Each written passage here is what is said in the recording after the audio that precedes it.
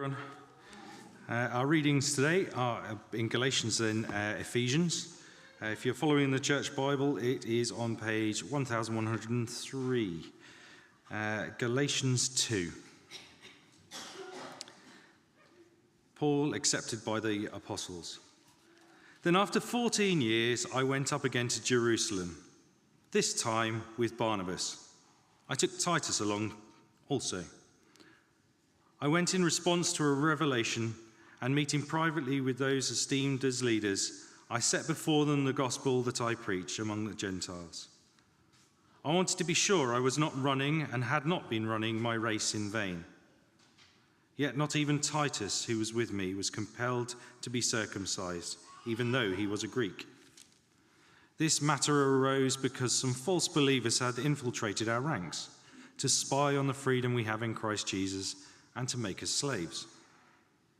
We did not give in to them for a moment, so that the truth of the gospel might remain with you. As for those who were held in high esteem, whatever they were makes no difference to me. God does not show favoritism. They add nothing to my message.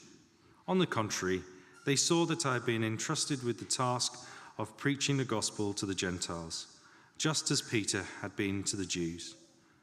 For God, who was at work in Peter as an apostle to the Jews, was also at work in me as an apostle to the Gentiles. James, Cephas, and John, those esteemed as pillars, gave me and Barnabas the right hand of fellowship when they recognized the grace given to me. They agreed that we should go to the Gentiles, and they to the Jews. All they asked was that we should continue to remember the poor, the very thing I have been eager to do all along. Then we move to Ephesians, which is on page 1110, and it starts chapter 4, verse 11.